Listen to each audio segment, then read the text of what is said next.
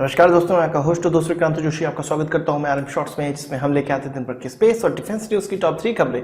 तो चलिए जान लेते हैं। अपनी सबसे पहली खबर की बात करें तो वो तेजस की तरफ से आ रही है। तेजस ने एक बड़ा माइलस्टोन आज पास कर लिया है। आज 10 सितंबर 2018 को इसकी wet mid air refuelling trial हुआ और ये सबसे पहला मिड ईयर रिफ्यूलिंग ट्रायल था जिसमें कि फिजिकली ईंधन को ट्रांसफर किया गया। इससे पहले 4 से 6 सितंबर के बीच में dry mid air refuelling trial किया गया था जिसको उसने अच्छे से पास कर लिया था और अब जाके इस वेट रिफ्यूलिंग को भी परफॉर्म किया गया। ड्राई और वेट रिफ्यूलिंग में सबसे बड़ा अंतर यह होता है कि ड्राई रिफ्यूलिंग में केवल फिजिकल कनेक्शन बनाया जाता है, किसी भी प्रकार का कोई भी ईंधन ट्रांसफर नहीं किया जाता है। पर वेट रिफ्यूलिंग के अंतर्गत फिजिकल कनेक्शन बनाने के साथ साथ इसमें ईंधन का ट्रांसफर भी किया जाता है। एचएएल की ऑफिशियल प्रेस विज्ञप्ति में यह कहा गया कि 1900 किलोग्राम फ्यूल ट्रांसफर किया गया, 20,000 फीट की ऊंचाई थी और एयरक्राफ्ट की स्पीड थी वो 270 नॉट की थी। तेजस के जिस एयरक्राफ्ट ने इस रिफ्यूलिंग को अंजाम दिया है वो LSP-8 है, यानी कि लिमिटेड सीरीज प्रोडक्शन 8 नंबर का एयरक्राफ्ट है। इस बड़े माइलस्टोन को प्राप्त करने के बाद तेजस को जो फाइनल ऑपरेशन क्लियरेंस देना है उसमें एक कदम तेजस और बढ़ गया है। अपनी अगली खबर में हम लोग बात करेंगे F-16 का प्रोडक्शन। यह कहा जा रहा है कि भारत में स्टार्ट हो सकता है। आप सभी लोगों ने सुना होगा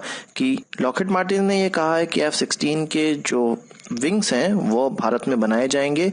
टाटा के साथ उनका कोलैबोरेशन है, उनके हैदराबाद की फैसिलिटी में यह विंग्स बनाने का आगे प्रयास होगा। 2020 से यह विंग्स बनना स्टार्ट हो जाएंगे क्योंकि लॉकहीड मार्टिन अपने टेक्सास के जो प्रोडक्शन फैसिलिटी है उसको बंद कर रहा है। F-16 की जो प्रोडक्शन फैसिलिटी है उसको बंद कर रहा है और ये कहा जा रहा है कि लॉकहीड मार्टिन अब इस प्रोडक्शन को आउटसोर्स करने वाला है इंडिया में, यानी कि पूरा का पूरा F-16 एयरक्राफ्ट भारत में ही बनने वाला है, ऐसा खबरों में निकलकर सामने आ रहा है। खबरों में यह कहा गया है कि लॉकहीड मार्टिन द्वारा यह कदम जो फ्यूचर में उठाया जा सकता है वो 15 बिलियन का जो एयरक्राफ्ट खरीदने का प्रोग्राम है भारत का, उसको लुभाने के लिए एक मूव कहा जा सकता है। पर लॉकहीड मार्टिन का ऐसा नहीं मानना है। उनका कहना है यदि भारत से उनको ये कॉन्ट्रैक्ट नहीं भी मिलता है तो सभी जानते हैं कि भारत की जो पर कैपिटा इनकम है वो $2,000 है, जबकि यूएस की $53,000 है। तो इसी कारण से जो मजदूरी सब कॉन्टिनेंट में लगती है उसका 25 गुना यूएस में लगता है, जिससे कि F-16 बहुत महंगा हो जाता है।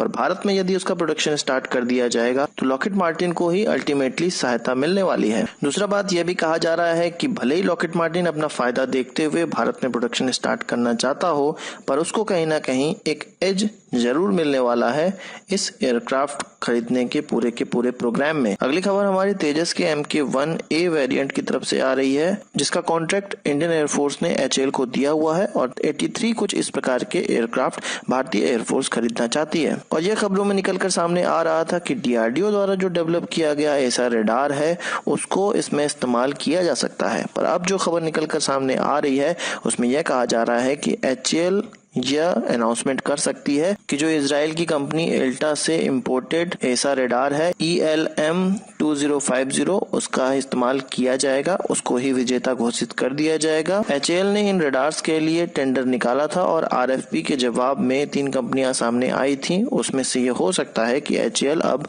इजरायली रेडार को चुन ले। मैंने आपको बताया था कि DRDO अपना जो ऐसा रेडार है उसको बनाने का प्रोसेस तेज कर रही है और प्राइवेट पार्टिसिपेशन भी वो सामने ला रही है। पर HAL का कहना है कि जो DRDO का एयरक्राफ्ट है उसको तेजस में लगाकर इस साल के अंत में या अगले साल के शुरुआत में ही टेस्ट किया जा सकता है और इस टेस्टिंग के बाद कुछ और साल लगने वाले हैं इसको पूरी तरह से तेजस में प्रोडक्शन लाइन में जाने में, और अभी इसको सेलेक्ट नहीं किया जा सकता है। DRDO ने अपने ऐसा रेडार के 3 वेरिएंट ऑलरेडी बनाए हुए हैं और इस डेवलपमेंट को फास्ट ट्रैक किया जा रहा है और DRDO तेजस MK-2 के लिए भी अब इसका अपस्केल्ड वेरिएंट भी तैयार कर रही है ताकि आने वाले समय में HAL तेजस के लिए इन्हीं रेडार के वेरिएंट को चुने। दोस्तों 3 खबरों के बाद अपनी बोनस खबर की बात कर लेते हैं। राफेल पे जितनी भी राजनीति चल रही हो, पर भारत सरकार राफेल को जल्द से जल्द भारत में लाने के लिए अब अपने पायलट्स को तैयार कर रही है और यह खबर में निकलकर सामने आया है कि पायलट्स को और एक क्रू को पूरे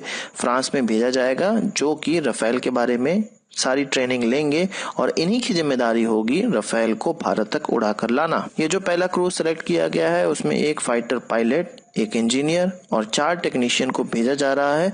इनकी ट्रेनिंग लेने के बाद कुछ और क्रू को, कुछ और बैच को इस ट्रेनिंग के लिए भेजा जाएगा और इन सारे बैच के जो भी क्रू मेंबर हैं उन्हीं की जिम्मेदारी होती है इन एयरक्राफ्ट को उड़ाकर सेफली भारत में लेके आना। आपको पता होगा कि 22 सालों के बाद हम किसी नए एयरक्राफ्ट को इंडियन एयरफोर्स में इंडक्ट करने जा रहे हैं और पिछली बार जब इंडक्शन हुआ था किसी नए एयरक्राफ्ट का तो वो Su-30 MKI था। भारत और फ्रांस के बीच में 2 राफेल स्क्वाड्रन का कॉन्ट्रैक्ट हुआ है, यानी कि 36 प्लेन का कॉन्ट्रैक्ट हुआ है जो कि हरियाणा के अंबाला और वेस्ट बंगाल के हसीमारा में बेस्ड होंगे, जिनका काम होगा पूरे नॉर्दर्न और ईस्टर्न फ्रंट को कवर करना। तो आज की इस वीडियो के लिए बस इतना ही। आशा करता हूँ आपको वीडियो पसंद आया। अगर आप उसको एक बड़ा थम्स अप जरूर देंगे। इस वीडियो संबंधित कोई सवाल सुझाव तो कमेंट बॉक्स में जरूर लाइएगा। और मुझे पता है कि इस वीडियो में बहुत सी न्यूज छूट गई हैं, तो आप हमारी वेबसाइट captainantrix.com पे भी जाके उनको पढ़ सकते हैं। और यदि आपने हमारे चैनल पर सब्सक्राइब नहीं किया उसे भी कर लीजिए, क्योंकि हम इस प्रकार की वीडियो लाते रहते हैं।